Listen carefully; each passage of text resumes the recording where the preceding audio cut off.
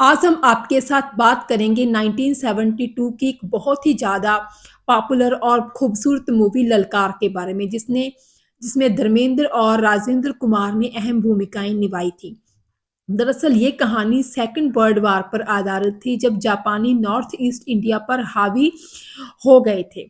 तो उस टाइम की स्टोरी पर ही ये कहानी जो है फ़िल्म की बनी हुई थी। तो इस कहानी के बारे में अगर मतलब जो शुरू में ही इस कहानी की स्पिरिट हमें पता लगती है फ़िल्म की, जब दोनों कैरेक्टर राजेंद्र कुमार यानी कि राजन कपूर और धर्मेंद्र यानी कि राम कपूर अपने पिता के साथ डिस्कशन कर रहे होते हैं डाइनिंग टेबल पर कि जो है हमें जो लड़ना है।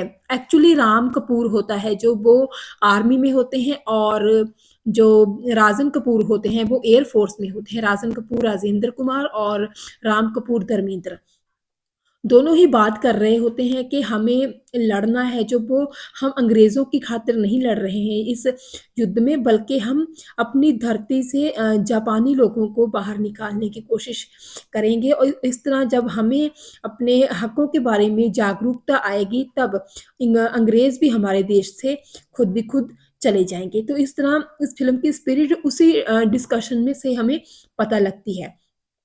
तो इस तरह इस फ़िल्म की कहानी आगे बढ़ती है जिसमें माला सिन्हा जो है वो कर्नल की बेटी हैं और उनका नाम है उषा चौधरी। वो जो है आर्मी में जो डॉक्टर होती हैं ऑनरेरी। तो इस तरह जो होता है राजन कपूर और उषा चौधरी, माला सिन्हा एक-दूसरे को पसंद करते होते हैं और शादी करना चाहते होते हैं। और एक और रोल में होती हैं एक ट्राइबल राजकुमारी यानी कि एक कबीले की राजकुमारी होती हैं। शिलांग के नज़दीक एक कबीला होता है, जो किरदार निभाया था कुमकुम ने, राजकुमारी तोशी, वो राम कपूर यानी धर्मेंद्र को पसंद करती होती हैं। तो इस फ़िल्म में कुछ डायलॉग्स हैं, कुछ बातें हैं, कुछ मुलाकातें होती हैं माला सिन्हा और धर्मेंद्र की, जो काफ़ी ज़्यादा अट्रैक्टिव होती हैं। धर्मेंद्र इसमें माला सिन्हा से बात करते हुए कहते हैं कि ये प्यार-मोहब्बत होती है, उन पर उनको बिल्कुल यकीन नहीं है। तो माला सिन्हा उनसे कहती हैं कि जब आपको किसी से मोहब्बत हो जाएगी, आप किसी को पसंद करने लगेंगे, तब आपसे मैं पूछूँगी। तो इस तरह माला सिन्हा की बातें सुनकर धर्मेंद्र को उसी को पसंद करने लग जाते हैं। लेकिन उनको ये नहीं पता होता कि माला सिन्हा वही लड़की है जिससे उसके भाई राजन कपूर यानी कि राजेंद्र कुमार जो है शादी करना चाहते हैं। तो इस तरह माला सिन्हा को भी नहीं पता कि राम कपूर राजन कपूर के ही छोटे भाई हैं। तो इस तरह जो होता है फिर इस फ़िल्म की कहानी जो है आगे बढ़ती है जिसमें एक खुफिया ठिकाने का दुश्मन के खुफिया ठिकाने का पता लगाने के लिए एयर फ़ोर्स ऑफ़िसर राजन कपूर जाते हैं दुश्मन के ठिकाने पर। तो दुश्मन को उस बात का पता लग जाता है और वो जो होते हैं दुश्मन के हाथ लग जाते हैं। तो किसी तरह ये खबर पहुँचती है घरवालों तक के राजेंद्र कुमार यानी राजन कपूर का जो है अब वो इस दुनिया में नहीं रहे हैं क्योंकि वो दुश्मन ने पकड़ लिए और उनकी हत्या कर दी। तो इस तरह ये बात वहाँ जब घर वालों तक जाती है तो सभी कैरेक्टर्स ने खूबसूरती के साथ एक्टिंग की। वो दर्दनाक वो मतलब जो एक विरलाप भरा सीन होता है वो बहुत ही खूबसूरती से किया सभी ने।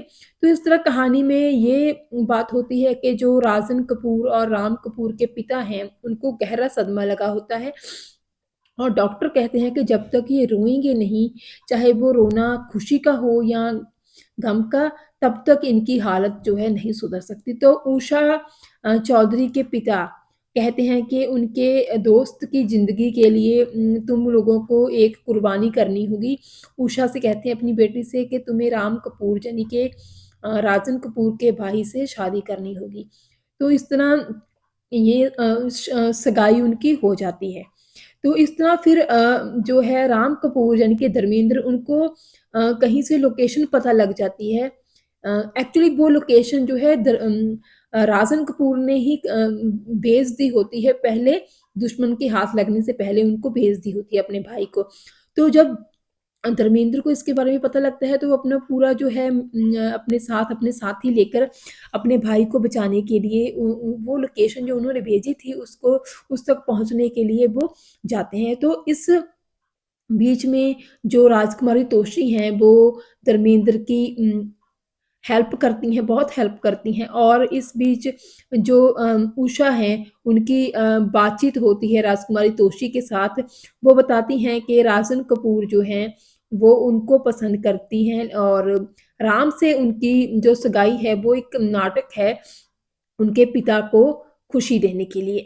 तो इस तरह धर्मेंद्र भी ये सारी बातें सुन लेता है और उसको ये पता लगता है कि असल में असलियत क्या है, सच्चाई क्या है।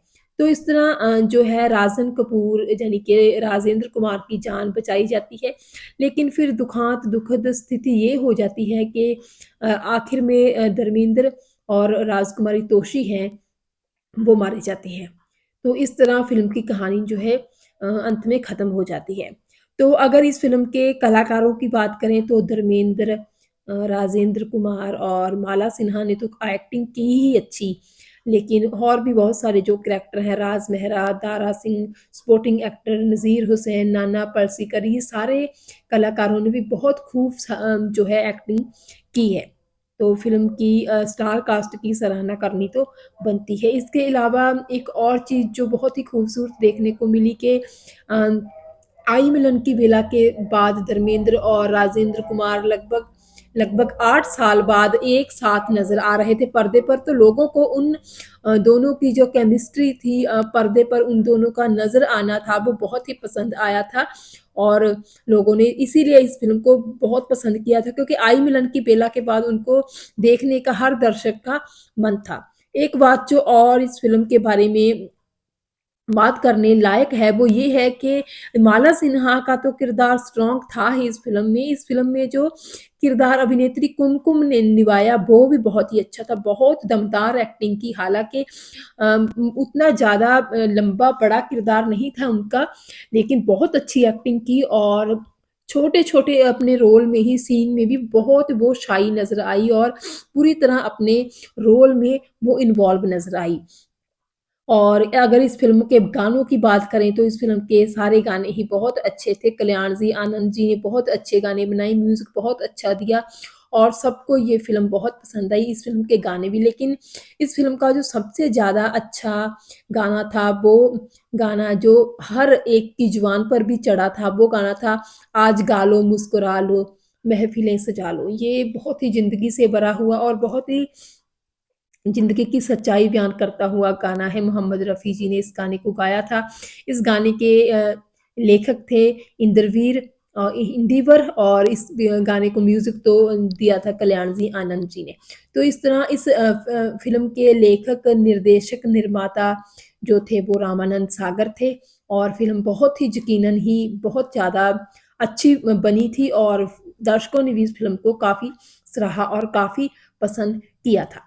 तो आपको ये फ़िल्म कैसी लगी? अगर आपने ये फ़िल्म देखी है, तो कमेंट सेक्शन में ज़रूर बताइएगा।